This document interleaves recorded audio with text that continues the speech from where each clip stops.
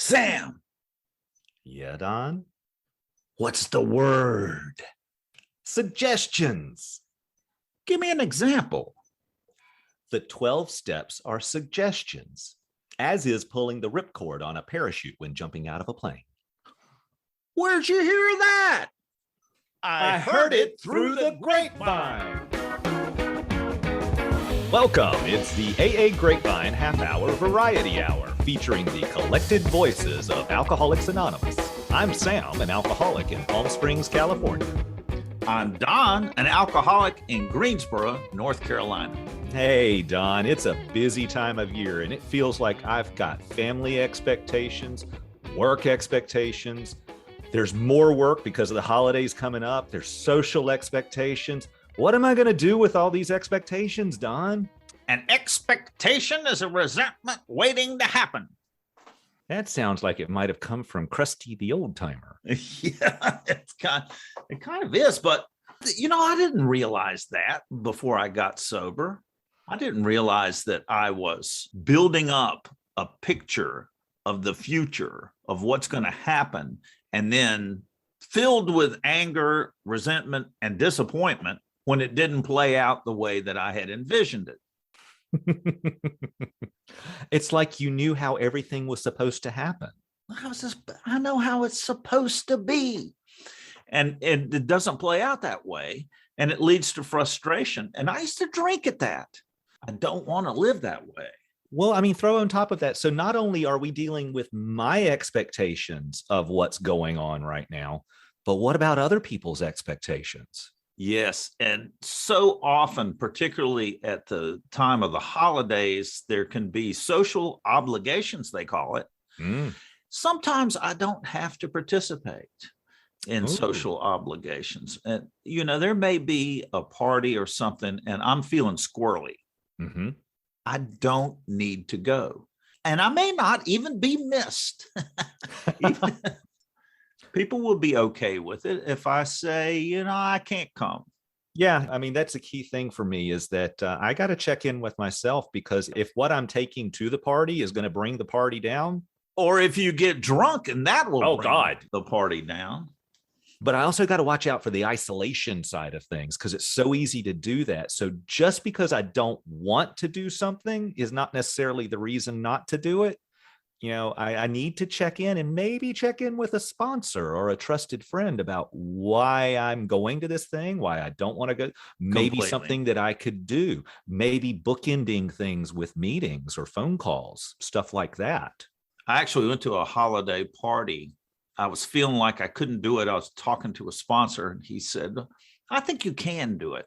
I want you to go. I want you to call me beforehand, go to the party. And then after the party, call me. And also remember that at any point you can leave, whether it's 5 minutes or 2 hours, whatever, be prepared to leave if you're feeling squirrely. So I went. And the one thing that I found that was really surprising to me was there was a little crew of people who were drinking the way I used to drink. There were about 5 of them hanging around a keg.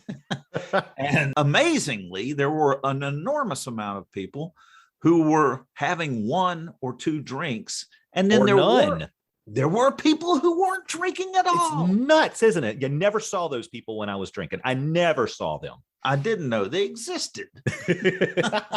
So to go forward with the idea of not having expectations has served me well. Yeah. Well, Don, what's going on with the show today? Today, we're going to have the meeting after the meeting. Join us in the coffee shop where we'll get to know someone in recovery. Today, we're chatting with Coree. Let's go.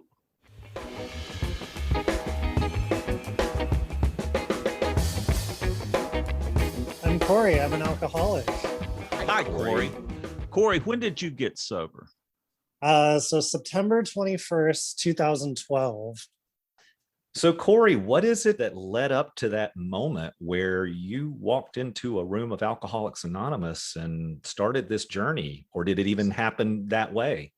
It did, actually. I always joke that the catalyst that got me sober was the television series Breaking Bad. In 2012, that show was airing, and it aired on Sundays. And I had a friend who was a former drinking buddy of mine who had gotten sober. He had about 9 months at the time. He would come over, despite me not being sober at all, to watch Breaking Bad with me. And then at the end, he would invite me to a midnight meeting at a group called Saturday Night Live in San Jose. I eventually went, despite, And I do want to say, like, I wasn't sober when I showed up to my first meeting. And I wasn't even sober the first time asked a guy to be my sponsor, or the first couple times I met up with my sponsor. Oh, wait, you mean you don't have to be sober to walk into a meeting with Alcoholics Anonymous? No, you just need a desire to quit drinking. Oh, well, that's pretty cool. I was very not sober, and at that point hadn't been physically sober probably since I was 16 years old. Oh, wow. And how old were you at the time? 24. That's a while to go without drawing a sober breath, especially at a young age. Yeah, I know. I remember reading that in Bill's story, and I was like, yep, that's me. Hardly draw a sober breath. That's me. Hardly draw a sober breath, but you're only 24 years old. Did you feel like you're too young to go to AA? Well, fortunately, the people that attend the midnight meeting, there's a lot of variance in age. Yeah. And so I was actually probably within the median age range for midnight meetings. And there was one old timer, and we called him Philly John, and he was a train conductor that worked swing shifts. And he had gotten sober young, and I think he had like 20 plus years at the time. And so he would be like the resident old timer that like knew the literature really well, and like he would just kind of like unofficially sponsor a lot of the people and talk to the newcomers after the meeting. He was awesome. Oh, that's fantastic. Do you have an old timer expression of his that always stayed with you? I can't remember his, because he was very good at like seamlessly quoting the book and not making it seem like awkward. That didn't make me feel stupid for like not knowing it at the time. Because sometimes it can come off as a little condescending, but he was very graceful about it. But I do remember some of the old timers. I think my favorite thing that really appealed to my ego when I got to AA was when people said, you can't be too dumb to get this program, but you can be too smart to get it. And I was like, you think I'm smart? Yeah. Oh, yeah. Oh, I heard the similar, and oh my God, yeah, that totally struck the precocious bit in me. Yeah, the intellectual pride balloon or whatever. Yes, yes. So you were coming to AA, you had friends in AA, and you started going to this meet. You're still drinking even when you got a sponsor the first time. What happened inside of you the last time that you drank that made you decide, this is it? I have had it. I have to get sober somebody else's way. So that's a really good question, because like I remember thinking, because I drank and then I did a lot of other things too, which kind of accelerated the necessity for sobriety at 24. And I remember thinking when I was about 22, thinking like, if I don't get sober by the time I'm 25, I'm just going to end it. There's no chance that it's going to get better. Right.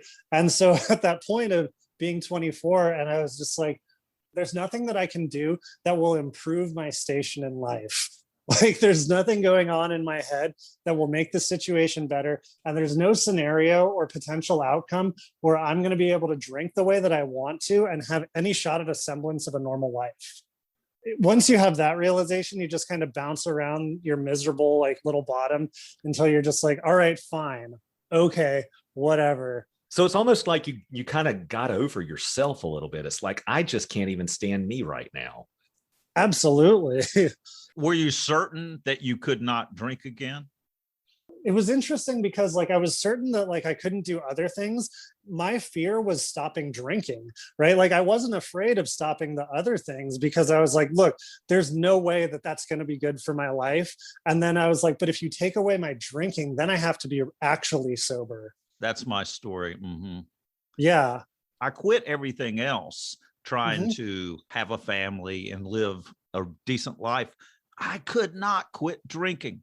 That was me too. And it was the subtle dastardliness of it, that it's that socially acceptable thing. Right. Alcohol is the drug that it's okay to consume around people. Yeah, it's like never socially acceptable to do heroin, right? But like alcohol, Yeah. yeah. Fortunately, I was exposed to Alcoholics Anonymous. I think I'm really fortunate because, at the midnight meetings, like it was a lot of people that are definitely like in the same shipwreck, right? Because it takes a very special kind of person to think I should go to midnight meetings of Alcoholics Anonymous, right?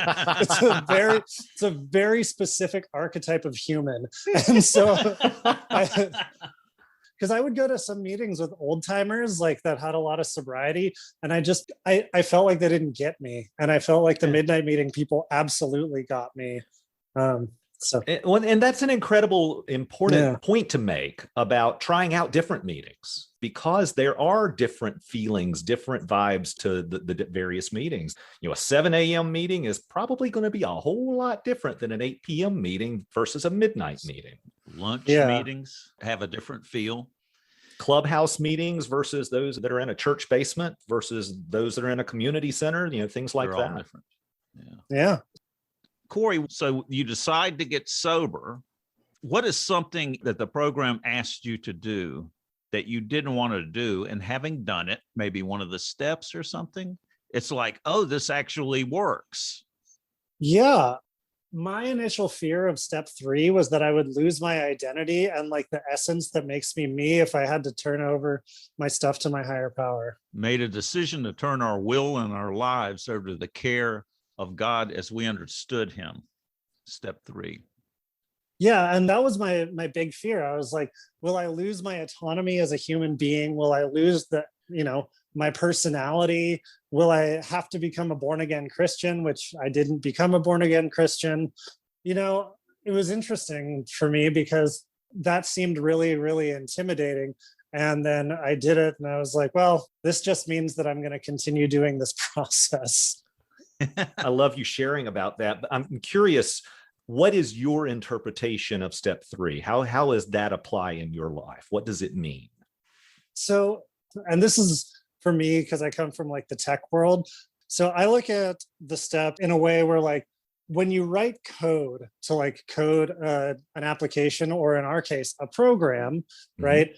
You have conditional logic as the foundation, right? Like if then statements. And I kind of look at the first 9 steps as the like conditional statements and the foundation to execute the program of 10, 11, and 12. Like that's how I look at things now, right? Right. But like the way that I look at step 3 is just like, I need more help than just like my terrestrial human experience, and to tap into like whatever is greater than me to make the best decisions possible for the people in my life and myself. I like that. Thank you very much. And I love that you're talking code, because that like totally tweaks the nerd in me. I'm digging that. Sam, what's our code? HTML5. And love and tolerance is our code. Oh, see how I snuck the big book in there? You declare your variables. The variables are love and tolerance. And then if love, then tolerance. Beautiful. Beautiful. Yeah. You can totally cut out what I said, Don. Okay. I got you, dude. There are no bugs in this. The thing that I heard that made it work for me on step 3 was my will and my life. Instead, it was my thinking and my actions. I love that. And that just little slight turn on those words just really made it much more palatable for me, because to turn over my will and my life, are you kidding? So my will is my thinking. Yeah. And my life is my actions. Yeah, that is great. That's what actually happens. One of the feelings that I had was, if I turn my will and my life over to the care of God, well, who am I going to be when that's done? The hole in the donut. The hole in the donut. Yeah, nothing. I was really afraid of being nothing. And I was afraid of losing my edge. I was afraid of losing my sense of humor. I was afraid of losing my creativity if I quit drinking. And somebody said, well, that's because you gave all that to alcohol, and alcohol is your higher power. and I need to Oh, have a different higher power. Mhm. And yeah, I like did. that. I did. I couldn't. Yeah. I felt like my creativity was going to be gone because I couldn't drink. Well, that's making alcohol my higher power. It totally is. Mhm. I saw a meme on one of the private Facebook groups. My alcoholism was giving up everything for one thing, and my recovery is giving up one thing for everything. That's great. So one Yeah. for all and all for one type of thing. Hashtag heard in the meeting. Yeah, I love that. That's great. No, Don, that's pound sign heard in a meeting. That's right. No. So Corey, Mhm. how do you use AA on a daily basis today? Yeah, so I kind of joke that like I'm a militant agnostic, right? I don't know if there's a capital G God and I don't care. And that's just kind of the joke that I say about it. But really, like what the AA program looks like, executing the program, it's trying to see like how my actions can be the benefit to the most amount of people, but still staying like sane, right?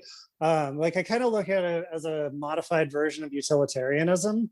So like the action that has the greatest amount of good for the largest amount of people. And that's kind of like what got me into the like general service. I was like, oh, the actions that we take can affect alcoholics that, aren't sober yet. And I always really liked that idea. So service has always been a big part of my recovery. But as far as using the program itself as like tools or as a foundation, right? Like I am married to another human. So like I have to have step 10 or I will probably no longer be married to another human.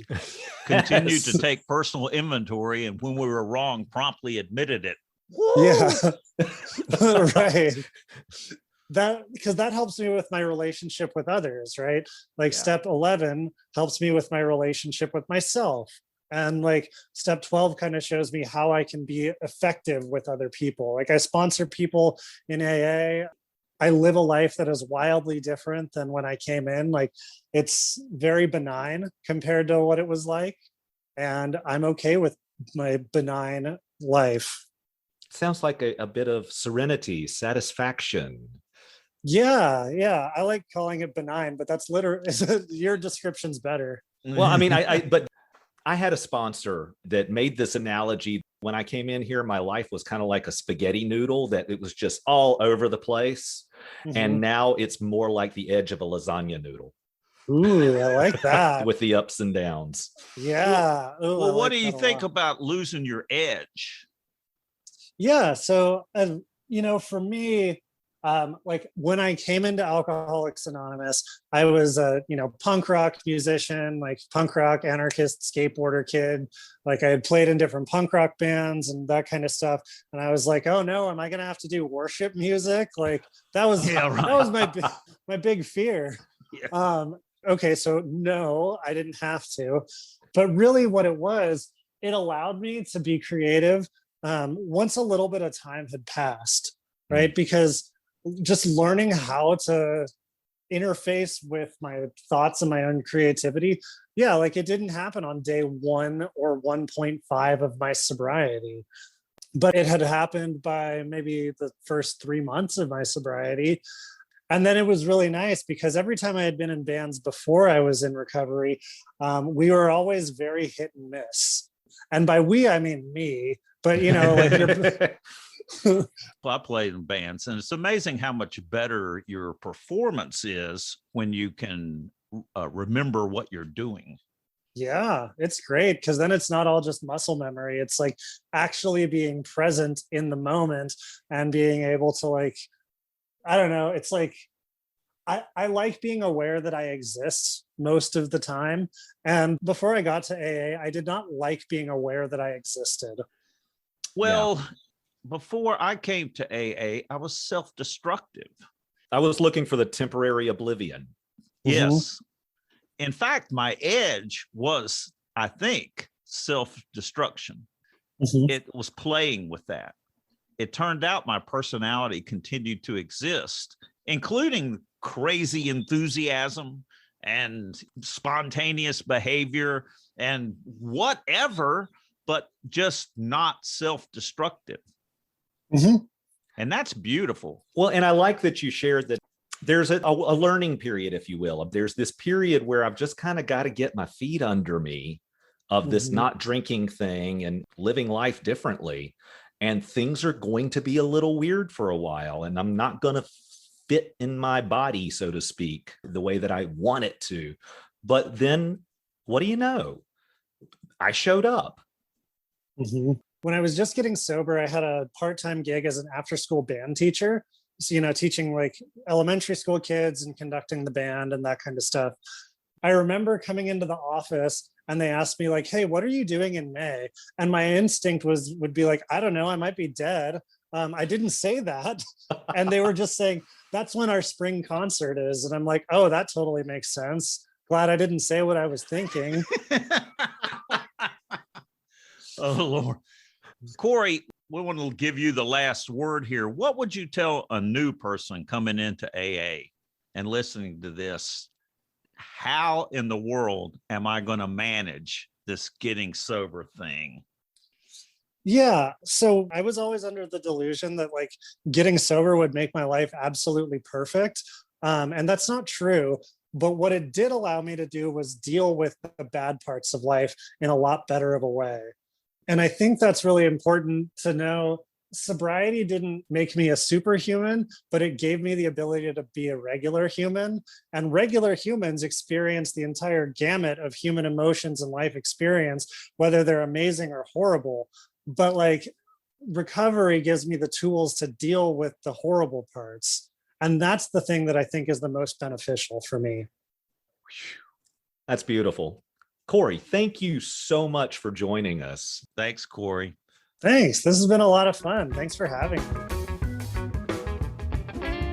And now, an archival recording with Bill Wilson from the 1960 International Convention. Blast from the past.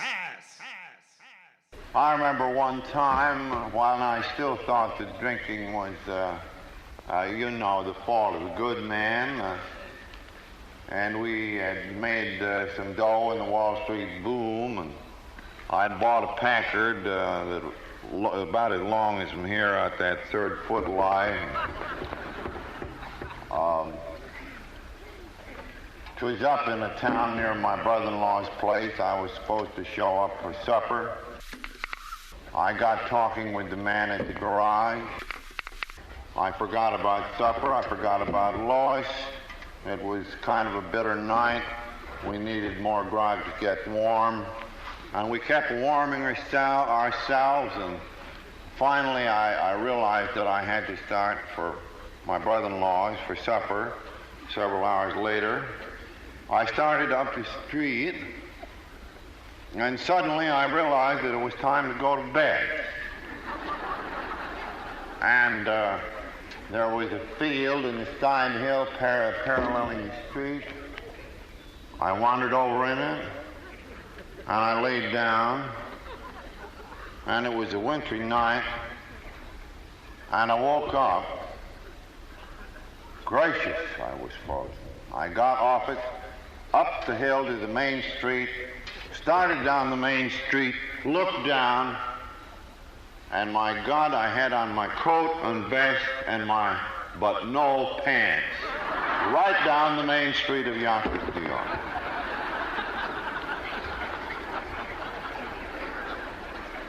My brother-in-law and Lois met me at the door. They were saddened. And since I was minus my pants,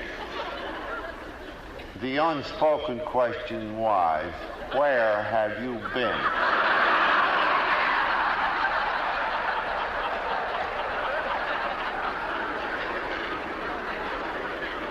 Do you know, the very next morning,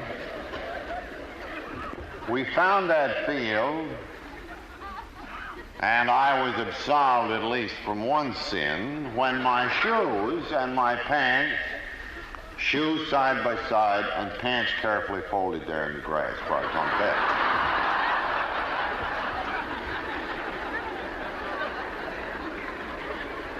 Even then, without knowing it, I was condemned to obsession, to lunacy, and to death without knowing it. And praise God on the increasing communication of our society that potentials like me are now coming to AA. Younger folks just getting nipped. Where it begins to hurt, but already fatally, unless they take a step.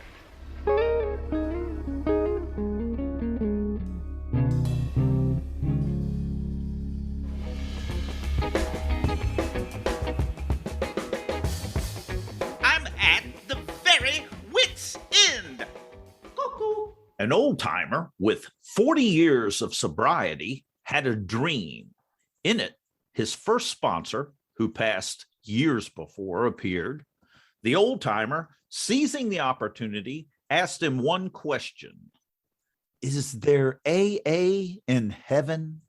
Well, Jim, his first sponsor replied, there's good news and bad news. The good news is yes, AA meetings are held in heaven. The bad news is you're chairing this Saturday.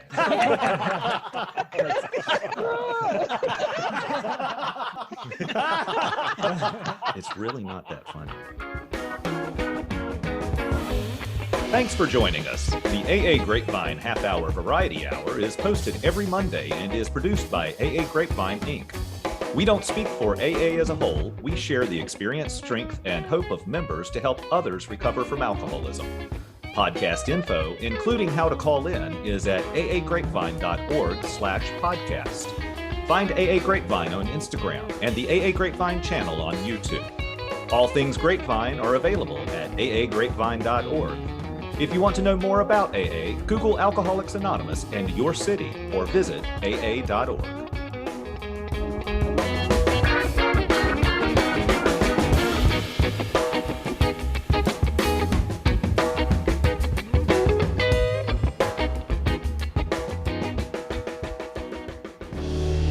Hey folks, just a reminder that we'd love for you to call in with your Ask the Old Timer questions and recovery-related jokes.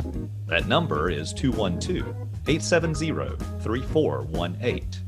That's 212-870-3418. Also, if you use hashtag Heard in a Meeting on social media, we may wind up reading your post on the show, anonymously, of course.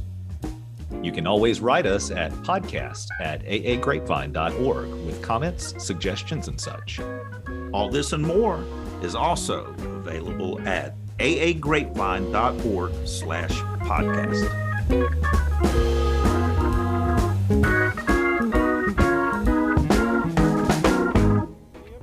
That like the big book that you've been using for the longest, have you ever noticed that if you look at the spine, the earlier pages are darker on the spine because your finger grease gets on them, because that's the part that you read with newcomers so much?